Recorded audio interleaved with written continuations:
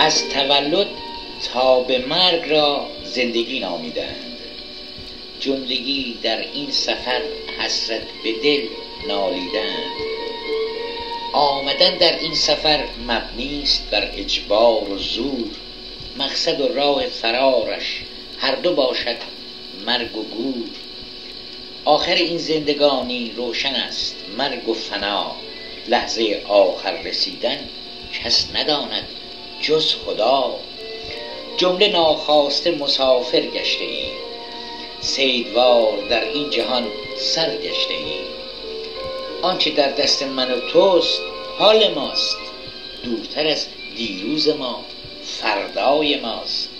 ساربان در این سفر با صد امید دلفریب، مات فردایت کند از لذت دم بی نصیب. تشنه‌ات سازد به مال و منصب و جا و مقام، غرق امیالت کند عمرت تبه سازد تمام. بهر چیست صبح تا به شب رنج و عذاب، تا به کی در فکر فردای فنایی و سراب. بهر فردای کذایی این همه کار و تلاش، لحظه‌ای رحمی به خود در فکر حال و روز باش. چشم واقع بین گشا بین حال خویش، درد و رنجت بیش شد از روز پیش. از همه مالی که چنگیز داشت چه برد، عاقبت در حسرت یک لحظه مرد. تا که وقت داری به خود آی و به فکر خویش باش، تا که وقت داری به خود آی و به فکر خویش باش. لحظه اندر درون ما نگر درویش باش.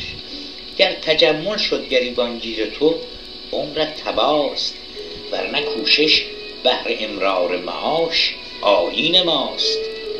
گر به ظاهر فقر بینی و نبینی حرکتم، من همان صاحب دل پربرکتم.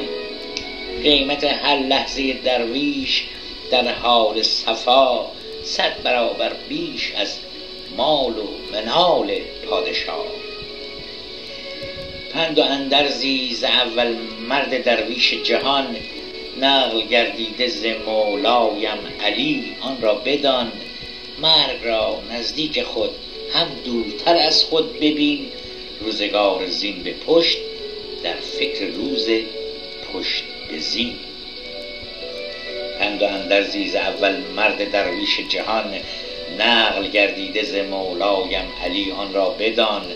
مرگ را نزدیک خود هم دورتر از خود ببین، روزگار زین به پشت در فکر روز پشت به زین.